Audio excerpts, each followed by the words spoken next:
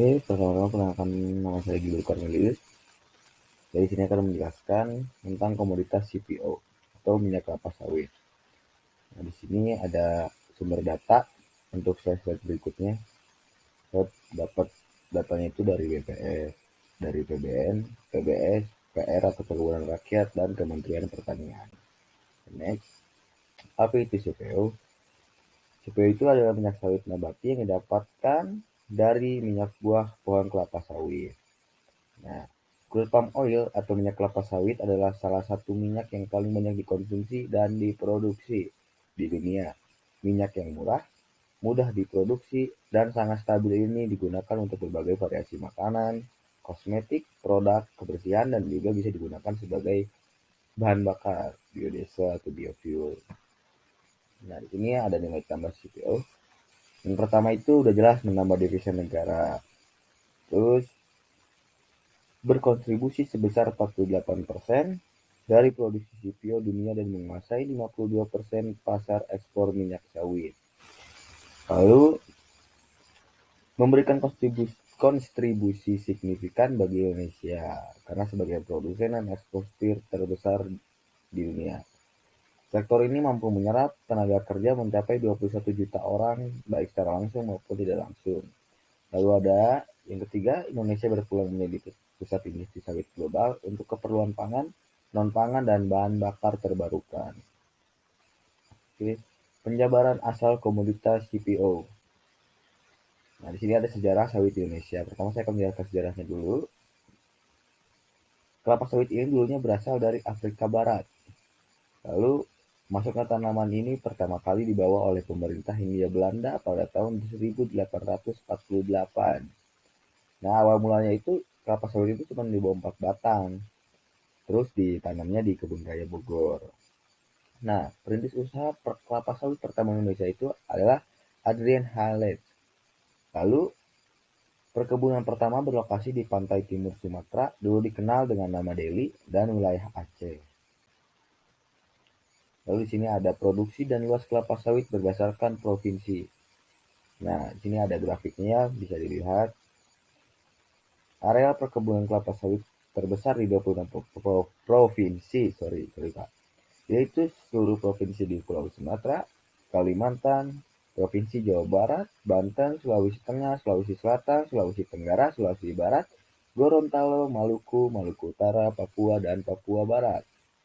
Pada tahun 2021, Provinsi Riau masih menjadi provinsi penghasil kelapa sawit terbesar dengan luas 2,86 juta hektar atau 19,55% dari total luas area perkebunan kelapa sawit di Indonesia.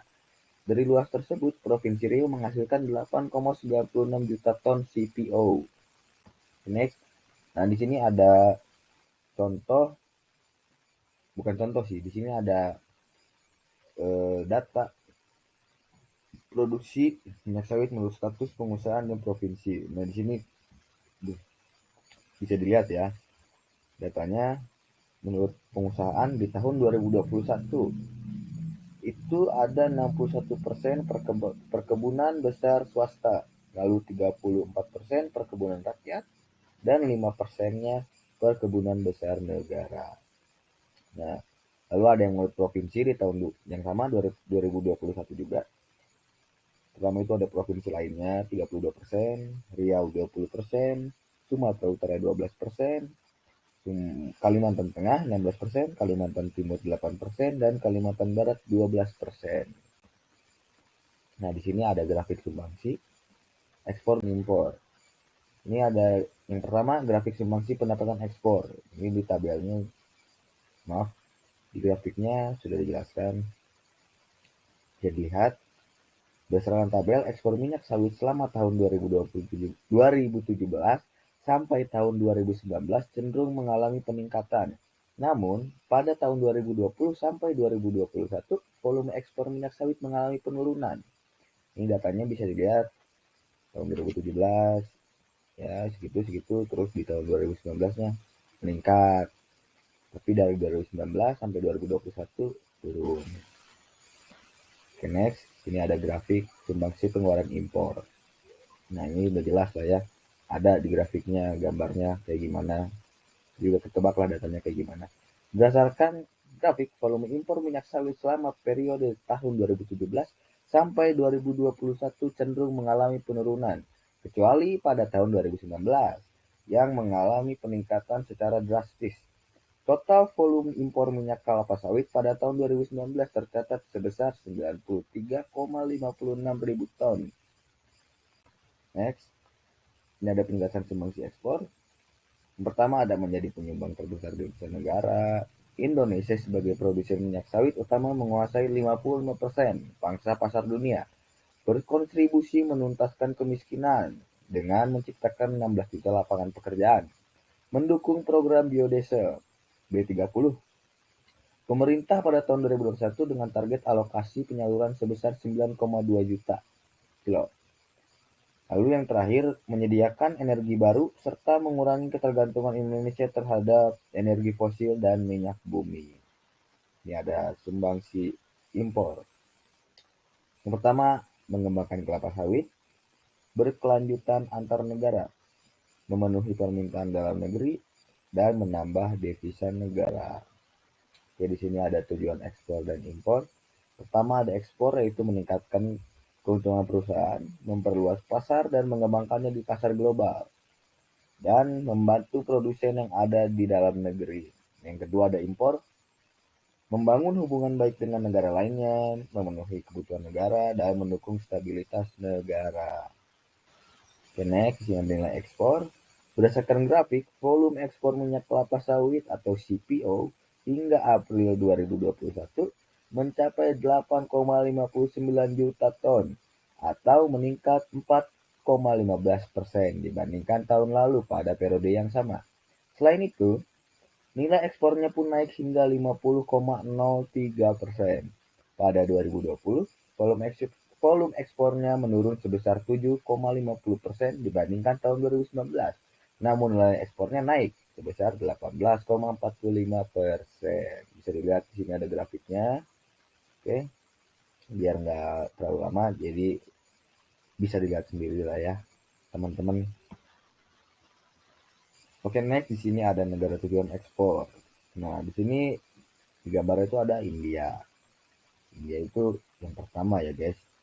Nah, negara tujuan ekspor CPO terbesar yaitu India dengan volume ekspor 1,90 juta ton atau 75,65% dari total volume ekspor CPO Indonesia dengan nilai 2,08 miliar US dollar. Yang kedua ada Kenya dengan persenan 7,17%, Italia, Belanda, Spanyol, dan lainnya. Next, ini ada nilai impor. Berdasarkan grafik, ini bisa dijelaskan, ini tahun 2020. 10 negara nilai dengan nilai impor CPO terbesar. Berdasarkan data OECD World, India merupakan negara importir minyak kelapa sawit terbesar di dunia pada 2020. Nilai impor CPO India pada 2020 mencapai 4,87 miliar US dollar. Kebayang lah ya, sebanyak apa itu uangnya. Meningkat sebanyak 1,73 miliar US dollar atau tumbuh 55% dari tahun sebelumnya.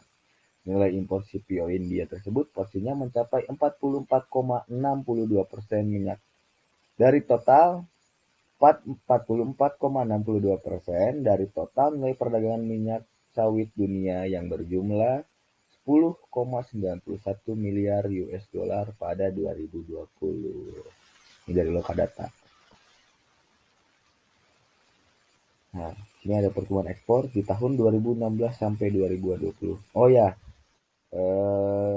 sekedar informasi, jadi saya itu grafik ada yang bikin sendiri di Excel karena grafik yang saya cari itu ribet gitu. Dibacanya juga susah, jadi saya ambil data intinya aja, poin-poinnya. Jadi saya masukin lagi ke Excel, baru dipindahin ke sini. Bikin grafiknya. Di sini ada pertumbuhan ekspor tahun 2016 sampai 2020. Ada 7 negara, yaitu Kolombia, Indonesia, Malaysia, Belanda, Guatemala, Honduras, dan Papua Nugini. Nah, menurut Trade Map, Di antara negara-negara ekspor tersebut, Kolombia memiliki tingkat pertumbuhan tahunan ekspor CPO tertinggi, yakni rata-rata tumbuh 7% pada periode 2016 sampai 2020. Jika dilihat dari nilainya, Indonesia memiliki nilai ekspor CPO terbesar pada 2020, yakni mencapai 4,74 miliar US dollar atau sekitar 68,5 triliun. Kemudian Malaysia ada di urutan kedua dengan nilai ekspor 2,93 miliar atau 42,4 triliun. Oke, next di sini ada volume neraca perdagangan minyak sawit, ekspor dan impor. Nah, besar neraca perdagangan ini jumlahnya itu ekspor 27,043 ribu ton. Lalu impor 0,363 ribu ton. Bila dibandingkan dengan volume ekspor 2020, menurun sebesar 2,1%. Tetapi nilainya meningkat sebesar 53,4%. Oke, di sini ada saran ekspor dan impor. Menurut saya itu saran dari saya, ekspor perlu ditingkatkan dalam upaya mendorong pertumbuhan ekonomi di Indonesia. Upaya peningkatan ekspor ini dapat dilakukan melalui memperluas pasar tujuan ekspor, peningkatan kualitas barang dan jasa yang akan diekspor. Lalu perlu adanya kebijakan pemerintah dalam upaya peningkatan kualitas ekspor Indonesia, terutama dalam bidang pertanian, sektor ekspor lainnya, dan ekspor minyak mentah. Lalu yang ketiga, melakukan pemeliharaan kebun sawit dengan diiringi edukasi, sosialisasi, serta peran pemerintah. Kelas yang terakhir, lebih mengutamakan impor barang mentah. Di sini kenapa saya bilang lebih mengutamakan impor barang mentah? Karena barang mentah itu lebih murah kan dibandingkan barang yang udah jadi atau barang siap pakai lah. Nah, jadi menurut saya lebih baik mengutamakan impor barang mentah jika di Indonesia bisa diolah atau dijadikan barang siap pakai gitu, dan bisa dijual lebih mahal dengan harga dibanding harga harga mengimpornya. Jadi masih bisa menambah devisa negara gitu kalau kita lebih mengutamakan impor barang mentah dan menjualnya kembali di saat menjadi barang yang siap pakai, jadi barang jadinya lah gitu. Lalu di sini ada kesimpulannya. Sebenarnya itu kelapa sawit sebagai penghasil CPO merupakan komoditas unggulan dalam sektor perkebunan Indonesia. Hal tersebut dibuktikan bahwa CPO merupakan penyumbang devisa negara tertinggi dalam ekspor sektor non-migas. CPO Indonesia kerap diekspor ke berbagai negara di dunia. Salah satu konsumen terbesarnya adalah negara-negara di kawasan Uni Eropa, seperti Belanda, Jerman, Italia, dan Spanyol. Kelapa sawit merupakan komoditi strategis nasional karena memiliki rantai pemanfaatan yang panjang, sehingga banyak sekali manfaat yang dapat diambil, antara lain menggantikan peran minyak bumi yang merupakan sumber daya alam yang tidak dapat diperbaharui sebagai bahan bakar dan menghasilkan berbagai produk turunan yang dapat dimanfaatkan, yang mengakibatkan meningkatnya industri pengolahan produk turunan dari kelapa sawit. Banyaknya industri tersebut akan mengakibatkan banyak penyerapan tenaga kerja, ya, kayak lowongan pekerjaan lah, dan menghasilkan peningkatan devisa bagi negara, sehingga perekonomian di Indonesia meningkat. Nah, jadi menurut saya itu ya balik lagi ke yang tadi gitu, mendingan itu lebih mengutamakan barang mentahnya gitu. Jangan yang udah jadi. Yang pertama harganya lebih murah dibandingkan barang jadi.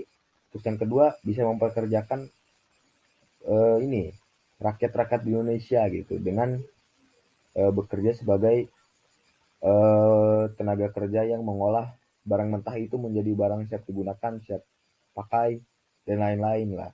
Jadi selain harganya lebih murah, dapat keuntungan ketika dijual saat menjadi barang jadi, terus membuka lowongan pekerjaan lebih banyak lagi, dan masih banyak lagi lah. Oke, terima kasih. Sekian dari saya, kurang lebihnya mohon dimaafkan. Semoga apa yang saya sampaikan di video kali ini dapat menjadi ilmu buat kalian, buat teman-teman, dan menjadi pelajaran yang bermanfaat. Assalamualaikum warahmatullahi wabarakatuh.